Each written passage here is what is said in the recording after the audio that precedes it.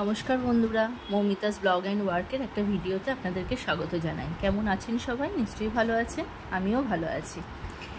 দেখুন, আজকে আমি একটা করব, সিম্পল ডিপ ইউ এবং সামনে একটা লেয়ার করব।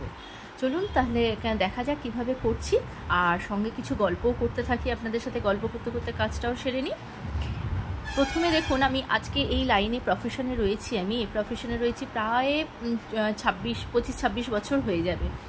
প্রথমে যখন আমি কলেজে পড়তাম তখন কিন্তু আমি ভাবিনি, প্রথমে স্কুল থেকে বলি, স্কুল থেকেই আমার এই বিউটিশিয়ান বলুন বা মেকআপ বলুন, এই দুটোর প্রতি আমার খুব ন্যাক ছিল। তখন তো ধরুন এরকম মেকআপটা এরকম ছিল না, আজকে যেই জায়গাটায় আছে, তখন আজ থেকে 25-26 বছর আগে মেকআপটা এরকম ছিল না। তা আমার বরাবরই এই মেকআপ বলুন বা এই বিউটিশিয়ানের কাজকর্ম বলুন, এগুলো ভালো লাগতো।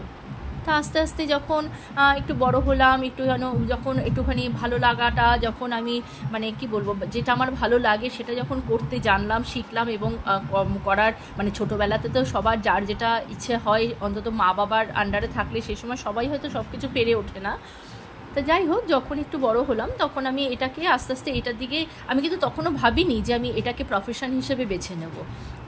আস্তে আস্তে এই কাজগুলো করতে লাগলাম, ভালো লাগতে লাগলো। দেখলাম তখন কিন্তু আমি পয়সা নিতাম না কারোর থেকে, কোনো চার্জ নিতাম না।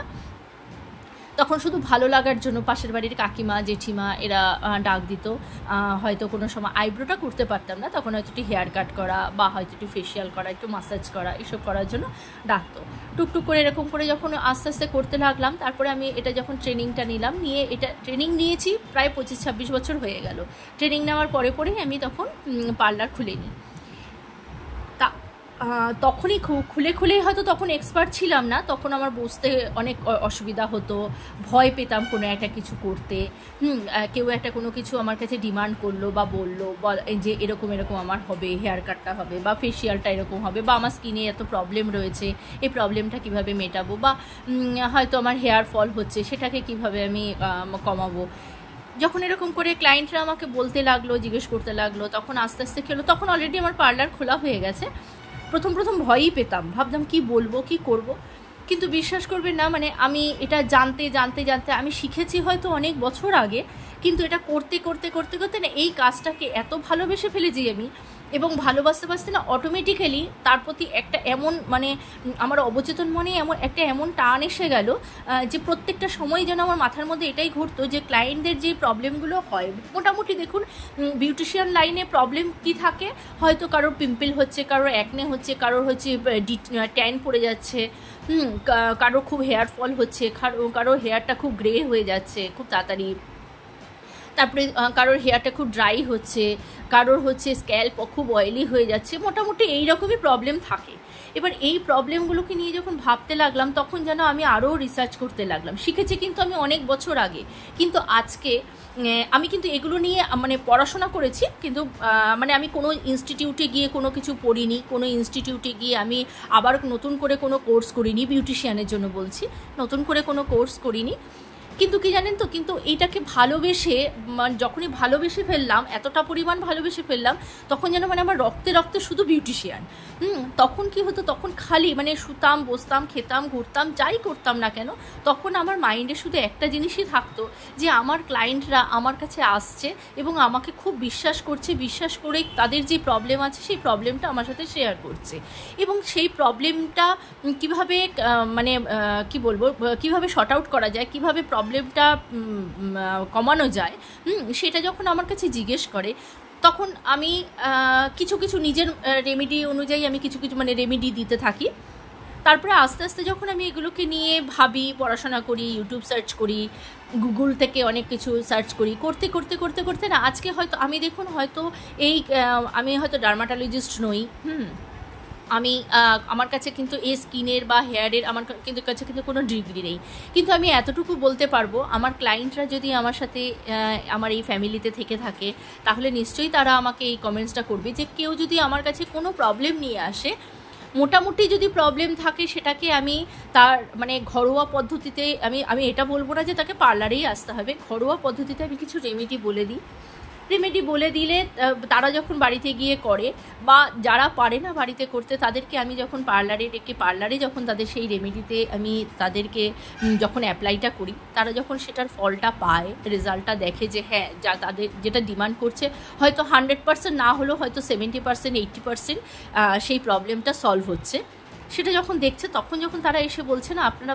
মানে আমি আপনাদেরকে বলে বোঝাতে পারবো না যে সেটা শান্তি কতটা।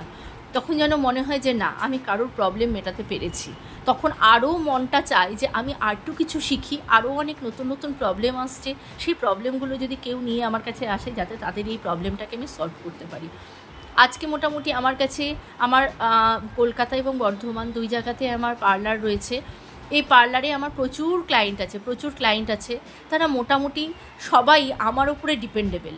কীরকম ডিপেন্ডেবল? তাদের যদি কোনো প্রবলেম হয়, তারা সবসময় চায় আগে কোনো কিছু ইউজ করে, এমনকি ডাক্তারের কাছে যাওয়ার আগেও তারা চায় আমার সাথে একবার আলাপ আলোচনা করে নিতে, একবার সেই প্রবলেমটা নিয়ে একবার ডিসকাস করে।